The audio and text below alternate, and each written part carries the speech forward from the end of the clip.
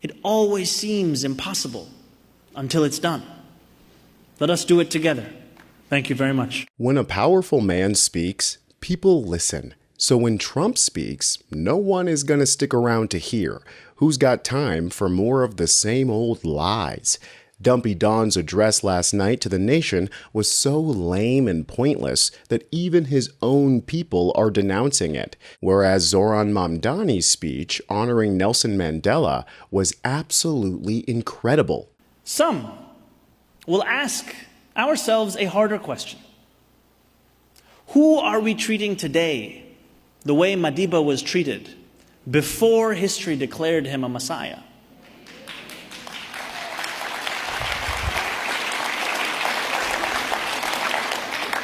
For every kind word of praise we now use to describe Madiba, who is being described today the way Ted Koppel described him then? Who else has seen their humanity made conditional, has been told their freedom can wait? Who else is leading a cause that we will glorify in retrospect, but is being vilified in the present? Who else needs our solidarity? I think of Omar el-Akkad, who wrote a book titled, "One Day, Everyone Will Have Always Been Against This." That sentence captures one of history's cruelest, most familiar habits. Eventually, almost everyone claims they opposed apartheid. Eventually, almost everyone claims they stood with Madiba, that they stood with Dr. King. Eventually, almost everyone will claim they oppose so much of the injustice that they justify today. But justice is not measured by where we stand after history has issued its verdict. It is measured by where we stand when the verdict is still being rendered. At a time when Trump is creating another forever war in order to continue a genocide, it's speeches like Mamdani's that Americans need to hear. Trump's rant was nothing but dribble. I sat through the oldest man-baby's speech, and it was a complete waste of time. The mainstream media was finally smart enough to boycott it. Well, not all of them. Listen to the anguish in CBS's top anchor, who was forced to fact-check Trump. We are coming on the air tonight because in a few moments, President Trump will be giving a speech. It's a speech expected to address safety and security of American elections, a topic, of course, that the president has talked a lot about for years now, at times almost constantly. And honestly, much of what the president has said on this topic has been false. Most notably, of course, the claim that he won the 2020 election when, of course, he did not. Even Fash News had to be careful with Trump's election denialism. Aside from the fact that literally no one gives a fuck about the 2020 election except for Trump, Fox already lost millions in a lawsuit following Trump down this path, so they sound absolutely terrified that they're going to get sued again. Also heard the president make claims that electronic voting machines are vulnerable and easily compromised. Fox News has not seen that evidence yet, is not in a position to evaluate the accuracy of the president's statements and claims at this time. Fox has never been in a position to talk about anything, and yet they still open their mouths. But they're so afraid of Trump's speech that there isn't a hint of it anywhere on their site. The White House's own legal staff can be seen shaking in their boots before being rushed away from the cameras. You're able to acknowledge that Venezuela has not tampered with voting machines in the United States? No, the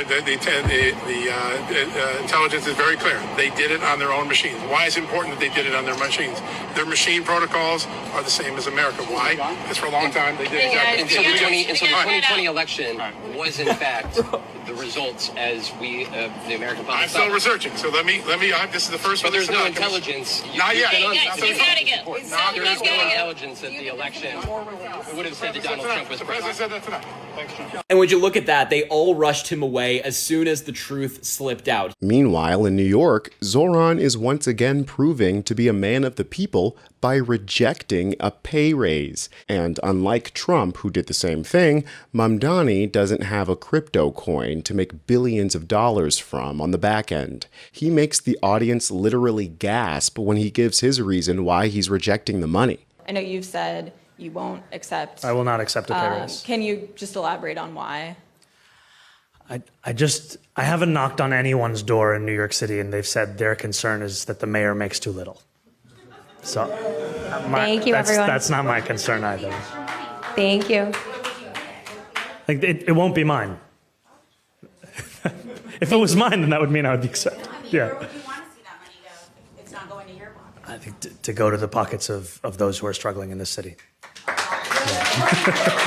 That's the GOAT right there. I mean, imagine the president, any president, being so unconcerned with their own wallet. Instead, being concerned with Americans and keeping that American dream alive, that anyone can come here and make anything of themselves. We've been so beat down and torn apart that we need someone like Zohran Mamdani to remind us of that truth. Why must we wait to stand steadfast alongside immigrants being targeted and preyed upon?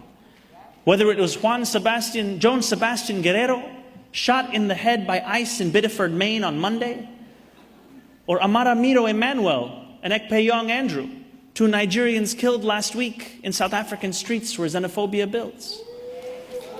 Why must we wait to practice solidarity until it no longer costs us anything? The responsibility of answering those questions honestly and fully rests upon each of us. It is a responsibility of drawing solidarity further into our lives, our politics, the way we walk through the world. This is no easy task. The world we live in is designed to pull us apart. Profit motives and algorithms are engineered to turn us against one another. The few with much exploit the many with little. We continue to reckon with genocide in Gaza and war across the globe. And as always, there is money to be made and power to be won in demonizing the poor and stoking the fires of racial animus. These are all forces designed to separate us from one another, to turn away from each other. But were these not the same conditions that Madiba overcame? It's immigrants that make America. That's what makes ICE such an egregious and un-American agency. While the right lies and pretends that Italian-American immigrants hate Mamdani because of some map, in reality, if you listen to actual Italians, they're sending love from the other side of the world. Mandani, messaggio. Mandani, prossimo anno tu venire qui. You come here. Mangiare pizza con noi. Eat pizza with the... Forza Mandani! Forza Mandani! Evviva Mandani! How is that not a beautiful thing? An American mayor is so popular that he gets free pizza in Italy. I never want to hear that democratic socialist policies aren't popular ever again. And being so unabashedly left-wing is pushing the center towards progress. Mamdani is so dope that even the previously moderate Hochul has the opening to do incredible things. Hochul reveals that New York is planning a massive expansion of nuclear power, aiming to build more than the entire US has built in the past 30 years. Folks, we need Zohran Mamdanis in every city, every state, every federal office in America. Get involved in your local DSA chapter, support candidates like Oliver Larkin in Florida and Francesca Hong in Wisconsin, and let's make America better today. Sub to US Democratic Socialists, I'm Tony Hinderman, and I'll catch you next time.